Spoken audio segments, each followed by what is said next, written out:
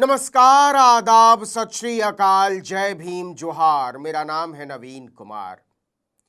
यह ट्वीट जब मेरी नजरों के सामने से गुजरा तो लगा कहीं बीजेपी आईटी सेल का ट्वीट तो नहीं पड़ रहा या कोई पैरोडी अकाउंट हो चुनाव आयोग के नाम पर।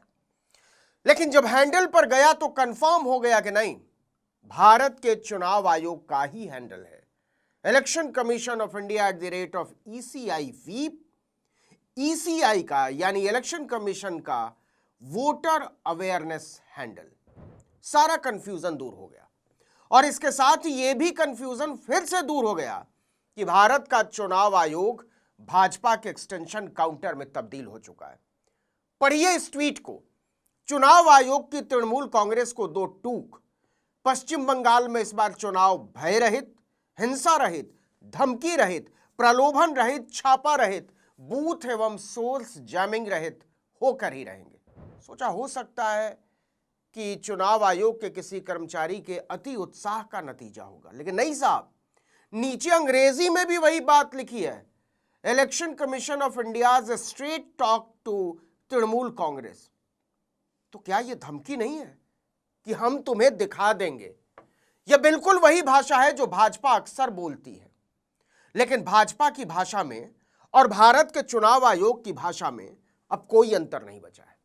सबको पता है कि भाजपा किसी भी सूरत में पश्चिम बंगाल का चुनाव जीतना चाहती है, लेकिन इस तरह से इस ट्वीट के साथ तीनों चुनाव आयुक्तों की तस्वीर भी नत्थी है और बीच में सबसे ज्यादा मुस्कुरा रहे हैं भारतीय इतिहास के सबसे बदनाम chief election commissioner Gyanesh Kumar Gupta. इस ट्वीट के नीचे जो कमेंट्स आए हैं उनमें से कुछ को मैं पढ़ भर दे रहा हूं, आप पूरी बात समझ जाएंगे। कांग्रेस की पंखुड़ी पाठक ने लिखा, ऐसा लगता है जैसे BJP IT sale account switch करना भूल गया। राजीव ध्यानी ने लिखा, चुनाव आयोग की यह भाषा ही दिखा रही है कि वो किसके साथ है। अनिल यादव ने लिखा, ऐसी भाषा से लग रहा है कि तुम लोग भी टीएमसी से लड़ रहे हो। रोहिन कुमार लेखक हैं, उन्होंने लिखा, तुम जितना अपनी जुबान खोल रहे हो उतने ही बेनकाब होते जा रहे हो। वरिष्ठ पत्रकार राजीव रंजन ने तो बाकायदा एक वीडियो बना दिया कि चुनाव आयोग की निष्पक्षता का कोई मतलब ही नहीं रह गया है। चुनाव आयोग की निष्पक्षता के बारे में अब कुछ भी कहना बेकार है। दंतहीन है, तर्कहीन है, किसी कोई शक्ति नहीं है, वो कहीं दिखता नहीं है। वो उसकी भूमिका केवल चुनाव की मीटिंग करने की और पैरामिलिट्री फोर्सेस भेजने की, अधिकारियों को ट्रांसफर, यही सब रह गया। चुनाव आयोग का ये ट्वीट शर्मनाक है, लेकिन इससे ज्यादा भारतीय लोकतंत्र के लिए खतरनाक है। चुनाव आयोग कह रहा है कि हम भयमुक्त चुनाव करा रहे हैं, लेकिन हकीकत यह है कि चुनाव आयोग खुद ही सबसे बड़ा भय बन चुका है और इस बात को किसी और तरीके से नहीं कहा जा सकता है। सुनिए जरा अखिलेश यादव क्या कह रहे हैं। अब तो चुनाव आयोग को भारतीय जनता पार्टी का झंडा लगा लेना चाहिए अपनी बिल्डिंग।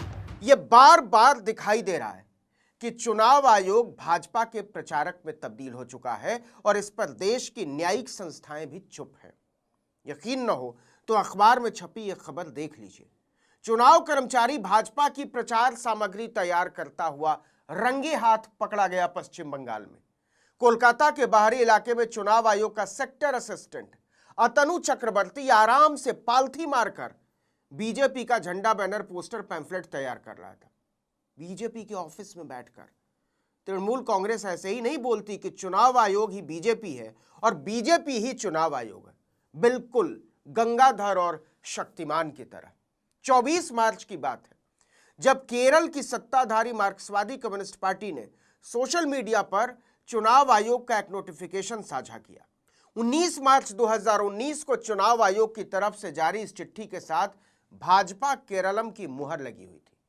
चुनाव आयोग के केरलम कार्यालय ने सफाई देते हुए कहा कि यह अनजाने में हो गया और इसको तुरंत ठीक कर दिया गया। यह मामला 2019 की एक आधिकारिक चिट्ठी से जुड़ा है जो चुनाव आयोग की तरफ से सभी राजनीतिक दलों को भेजी गई थी।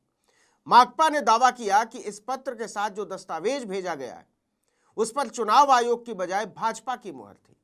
चुनाव आयोग ने इसे क्लेरिकल एरर यानी लिपिकीय त्रुटि बताकर पल्ला झाड़ लिया, लेकिन इससे नीयत का फटा हुआ पर्दा सिल नहीं पाया। इसके बाद इस धारणा ने और जोर पकड़ लिया कि चुनाव आयोग भाजपा के लिए काम करता है और वो निष्पक्ष चुनाव करा ही नहीं सकता। आपको याद हो तो हमने एक वीडियो में आपको बताया था कि खुद chief election commissioner Gyanesh Kumar Gupta ने पश्चिम बंगाल के एक डीजीपी को भरी बैठक में धमकाया था कि तुम्हें ऐसी जगह फेंक दूंगा जहां से वापस नहीं आ पाओगे।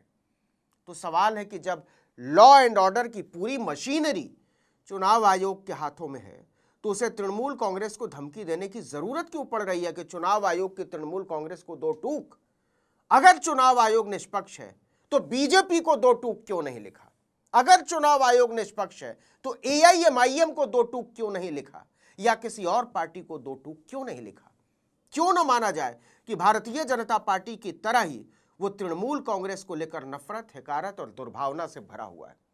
किसी एक पार्टी को दो टूक लिखना कि हम तुम्हें दिखा देंगे, यह घटिया भाषा है, निर्लज्जता है, जो चुनाव आयोग जैसी संवैधानिक संस्था की निष्पक्षता को पहली नजर में ही संदिग्ध बना देता है। It is not your business to issue open threats in the vilest language possible, the language of a street bully, to the second largest opposition party in India. आपको बता दें कि 3 अप्रैल को ही तृणमूल कांग्रेस ने बंगाल के मुख्य निर्वाचन अधिकारी को चिट्ठी लिखी थी कि चुनाव आयोग खुद अधिकारियों की ट्रांसफर पोस्टिंग में आदर्श आचार संहिता का उल्लंघन कर रहा है। टीएमसी के राज्यसभा सांसद डेरेक ओब्रायन ने लिखा था कि कुछ अधिकारियों की जानबूझकर और बार बार एक ही जिले, उपमंडल, प्रखंड में पोस्टिंग करना जो भारत निर्वाचन आयोग द्वारा जारी बाध्यकारी अपने ही निर्देशों के सरासर खिलाफ है। इससे पक्षपात और पक्षपातपूर्ण आचरण की उचित आशंका पैदा होती है। यह अत्यंत गंभीर मामला है जो चुनावी प्रक्रिया की निष्पक्षता को प्रभावित करता है। लेकिन जैसी कि उम्मीद थी, चुनाव आयोग ने इस शिकायत को डस्टबिन में फेंक दिया और अब वो सीधे सीधे टीएमसी को संबोधित करके लगभग धमकाते हुए ट्वीट कर रहा है। आइए एक बार फिर से उस ट्वीट के कंटेंट पर बात करते हैं। चुनाव आयोग ने लिखा, चुनाव आयोग की तृणमूल कांग्रेस को दो टूक, पश्चिम बंगाल में इस बार चुनाव भय रहित। तो सबसे पहले तो चुनाव आयोग को बताना चाहिए कि क्या अभी तक जितने भी चुनाव पश्चिम बंगाल में हुए हैं वो भय के साए में हुए हैं? मतलब चुनाव आयोग कह रहा है कि पिछले सारे चुनाव गड़बड़ थे। दूसरे, उसने कहा भय रहित, तो उसे बताना चाहिए कि भय किससे है और किसको है। हिंसा रहित, तो चुनाव आयोग को साफ बताना चाहिए कि हिंसा कौन करता है। धमकी रहित, तो चुनाव आयोग को बताना चाहिए धमकी कौन देता है और कौन नहीं रोक पाता है। नेता प्रतिपक्ष शुभेंदु अधिकारी के बयान शायद चुनाव आयोग ने सुने नहीं, सुनना चाहिए। इसके बाद है प्रलोभन रहित। यह तो कमाल है, इस देश के हर राज्य में, लगभग हर राज्य में पार्टियां तोड़ देने की उस्ताद भारतीय जनता पार्टी से बेइंतहा मोहब्बत करने वाले चुनाव आयोग को इसका खुलासा तो करना ही चाहिए कि पश्चिम बंगाल में आधी भाजपा ही आयातित है। उनका सबसे बड़ा नेता ही दूसरी पार्टी से आया हुआ है, उसी टीएमसी से, जिसको दो टूक सुना रहा है चुनाव आयोग। आगे है छापा रहित, बूथ एवं सोर्स जैमिंग रहित होकर ही रहेंगे। तो चुनाव आयोग का तो यह काम है और इसके लिए टीएमसी को दो टूक सुनाने की कोई जरूरत नहीं थी। माफ कीजिएगा, इस देश में चुनावों के विधाता, यह सरासर निर्लज्जता है, यह निष्पक्षता के माथे पर कलंक है जिसे आप कभी भी इतिहास के पन्ने से मिटा नहीं पाएंगे। इस वीडियो में इतना ही, लेकिन अगर आपने आर्टिकल 19 इंडिया को अब तक सब्सक्राइब नहीं किया तो फौरन कर दीजिए, बेल आइकॉन दबाइए, घंटी जैसी आकृति लाइक कीजिए और कमेंट करके बताइए हमारा वीडियो आपको कैसा लगा। हमारा ट्विटर हैंडल है article19_India और मेरा ट्विटर हैंडल है नवीन जर्नलिस्ट। नमस्कार।